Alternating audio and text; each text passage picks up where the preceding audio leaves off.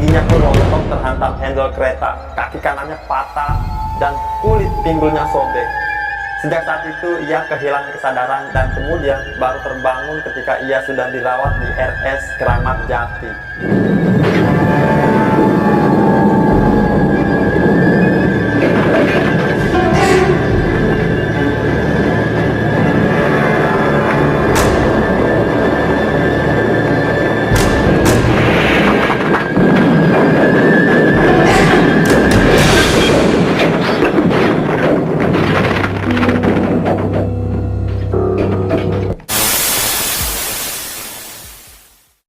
Assalamualaikum warahmatullahi wabarakatuh. Terima kasih buat kalian yang sudah menyempatkan waktu untuk menonton video ini. Semoga dilancarkan rezekinya, diberikan kesehatan, dan dipermudah segala urusannya. Dan langsung saja, dalam video kali ini gue akan menceritakan mengenai suatu tragedi yang dikenal sebagai sejarah terkelam dalam perkereta-apian Indonesia. Tragedi ini dikenal dengan nama Tragedi Bintaro 1.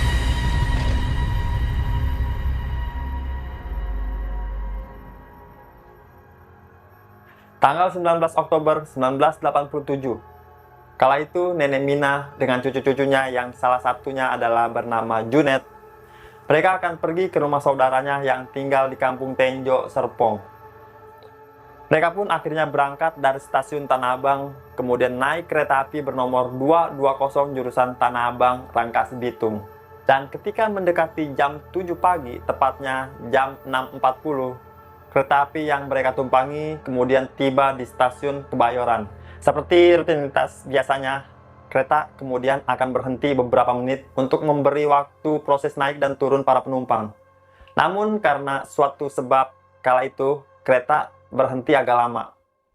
Nah, di sisi lain, di tempat yang berbeda yaitu di stasiun Sudimara, kereta api bernomor 225 baru saja tiba dan kemudian melakukan aktivitas yang sama, yaitu memuat penumpang yang nantinya mereka akan pergi ke stasiun selanjutnya. Kereta api ini yang bernomor 225 itu memiliki rute Rangkas Bitung Jakarta, dan karena mereka menggunakan jalur yang sama, mereka sesuai dengan prosedur kereta api 225 harusnya menunggu kereta api bernomor 220 yang tadi berangkat dari Kebayoran. Tentu tujuannya adalah agar mereka saling bergantian karena mereka menggunakan jalur yang sama. Tapi pada saat itu lebih dari 10 menit masih belum ada tanda-tanda kereta api datang. Padahal sesuai dengan jadwal kereta api 225 seharusnya sudah berangkat melanjutkan perjalanan ke Tanah Abang. Dan jika ada kendala yang tertunda, artinya itu akan menunda jadwal perjalanan selanjutnya. Namun tiba-tiba ada satu petugas berlari kalang kabut ke arah kereta. Petugas itu kemudian diketahui bernama Jamhari, dengan membawa bendera merah di tangannya, yang kemudian ia melambai-lambaikan benderanya seolah-olah memberikan sinyal agar kereta api itu berhenti. Siapa yang suruh berangkat? Brengsek kalian!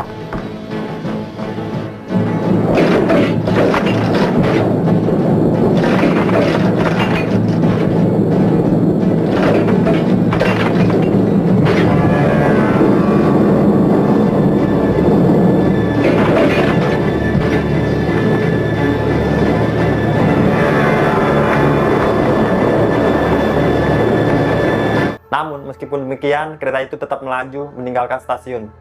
Petugas lain pun tampak bingung gitu, raut muka mereka tegang, dan salah satunya kemudian berkata, "Wah, bahaya ini bakal terjadi tabrakan nanti." Seorang petugas lain kemudian dengan gesit langsung mengambil sepeda motor dan mengejar kereta api itu, tapi sepertinya usahanya sudah gagal. Dan tak lama kemudian, hanya dalam beberapa jam ke depan, kabar yang amat mengerikan sampai ke telinga para petugas kereta api ini.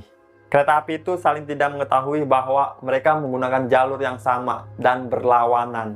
Lebih tepatnya, mereka berpikir bahwa jalur sudah aman, dan yang lebih parah lagi adalah posisi jalur yang menikung, sehingga mereka baru saling menyadari saat jarak mereka hanya tinggal beberapa puluh meter. Bahkan dikatakan pada saat itu jarak mereka hanya tinggal 30 meter saat mereka saling menyadari satu sama lain. Pak Slamet, masinisnya ini, yang lihat kereta api 220 di depannya hanya bisa membunyikan klakson dan kemudian banyak-banyak mengucapkan istighfar. Dan secara bersamaan dari arah berlawanan tiba-tiba muncul kereta api 220 lalu. Dor! Tabrakan maut itu tidak bisa terhindarkan. Tabrakan itu menghasilkan bunyi yang amat keras hingga terdengar seperti ledakan. Kedua lokomotif itu saling beradu banteng, dan kemudian setelah tubrukan pertama, gerbong itu masih terus terdorong oleh gerbong lainnya yang ada di belakang.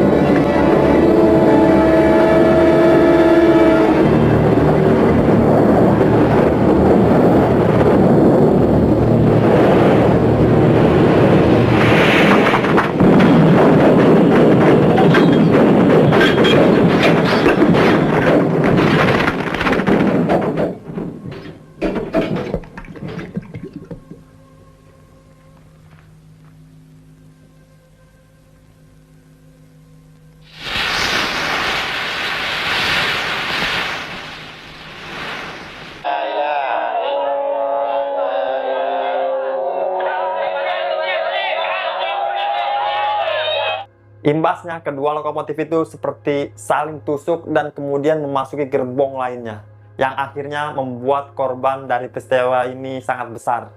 Kurang lebih ada 150 jiwa menjadi korban pada saat itu. Mereka yang ada di dalam gerbong bagian depan, sebagian besar tertusuk besi ataupun material lain yang ada di kereta di depannya. Sebagian juga terhimpit dan banyak dari korban ditemukan terjepit di persambungan kereta. Masinis yang selamat kali itu, yaitu Slamet Soeradio, dia terlempar hingga ke belakang jok masinis. Giginya pun rontok terhantam handle kereta, kaki kanannya patah, dan kulit pinggulnya sobek. Sejak saat itu, ia kehilangan kesadaran dan kemudian baru terbangun ketika ia sudah dirawat di RS Kramat Jati. Nenek Mina yang jika kalian ingat, yang gua menceritakan dari awal video tadi, dia pun turut ikut menjadi korban. Nenek Mina yang duduk di gerbong pertama langsung tewas ketika bersama 4 cucunya. Mereka semua tidak bisa terhindar dari himpitan besi-besi itu. Dan dari peristiwa itu hanya Junet lah yang selamat. Untuk mengevakuasi Junet sendiri dibutuhkan waktu kurang lebih 12 jam. Dan meskipun ia selamat, kaki kanannya sudah remuk dan kemudian diamputasi. Kisah lain datang dari Saleh. Kala itu ia berangkat dari stasiun Sudimara yang kemudian menuju ke stasiun Palmera. Ia duduk di kursi agak tengah dan dari hal itulah ia bisa selamat meskipun kaki kanannya nyaris putus. Dia masih ingat jelas bagaimana jeritan tangis penumpang kereta kala itu. Mayat bergelimpangan di mana-mana, banyak terjepit di persambungan kereta, bahkan ada yang wajahnya sama sekali tidak bisa dikenali. Dan kejadian ini pun membuat trauma yang amat sangat mendalam bagi sebagian orang yang selamat. Bahkan butuh waktu bertahun-tahun untuk kembali berani menggunakan kereta. Dan bukan hanya mereka yang mengalami kecelakaan saja. Sebagian warga dan petugas yang menolong pun ikut mengalami trauma. Muhammad Zain, warga di Jalan Bintaro Permai 3, yang kala itu ikut turut membantu mengevakuasi. Ia menuturkan bahwa bayangan kengerian itu masih teringat jelas. Ia ingat betul melihat potongan-potongan tubuh, usus yang terurai keluar, kepala dan kaki yang terputus, hingga bagaimana ia membantu evakuasi orang yang terhimpit di gerbong kereta selama berjam-jam. Kecelakaan kereta api itu sendiri sebenarnya kalau itu sudah beberapa kali terjadi. Tapi yang terparah dan menjadi sejarah terkelam dalam perkereta api Indonesia adalah tragedi Bintaro ini. Dan karena itu juga Rusmin Nurjadin, yaitu Menteri Perhubungan yang menjabat kala itu, ia kemudian memberi instruksi agar melakukan gabungan penyelidikan peristiwa kecelakaan kereta api itu.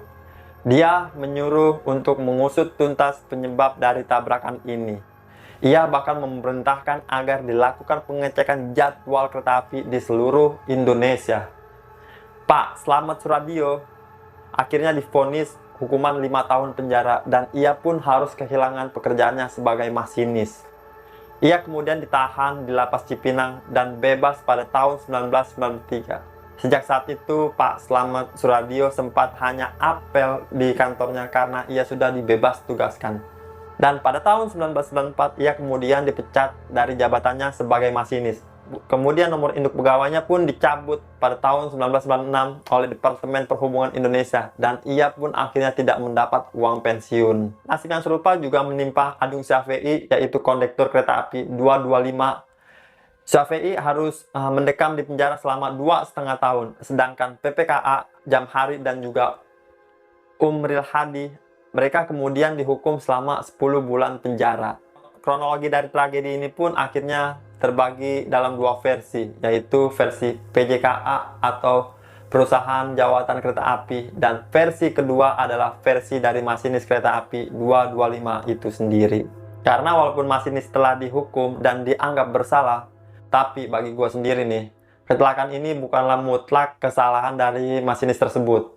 Gua mengutip dari laman Wikipedia, Pak Slamet Suradyo, ia mengatakan dengan tegas bahwa dirinya sama sekali hanya mengikuti instruksi dari PPKA Sudimara. Dia hanya menjalankan perintah menggunakan PTP yang sudah diberikan. Pak Slamet Suradyo mengatakan bahwa dirinya dituding menjalankan kereta api tanpa izin. Itu adalah semua bentuk kebohongan besar dan tidak ada untungnya juga bagi dirinya untuk menjalankan kereta tersebut tanpa perintah dari atasan. Dan jika kalian ingin mengetahui bagaimana kronologi lengkapnya serta penuturan langsung dari Mbah Slamet Suradyo, kalian bisa mengecek langsung di Wikipedia ataupun masih banyak lagi artikel-artikel lainnya. Tapi di video ini gua tidak akan membahas detail kronologi dari masing-masing versi kejadian dan apa yang terjadi sebaiknya menjadi pelajaran untuk kita ke depannya. Semoga kejadian seperti ini tidak akan pernah terjadi lagi, dan untuk para korban semoga mereka tenang dan diberikan tempat yang mulia di sisi Allah Subhanahu wa Ta'ala.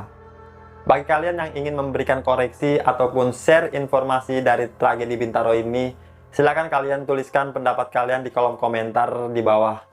Dan jangan lupa untuk di subscribe karena gua sudah tidak sabar untuk bertemu kalian di video-video selanjutnya. Gua Armando, Assalamualaikum warahmatullahi wabarakatuh.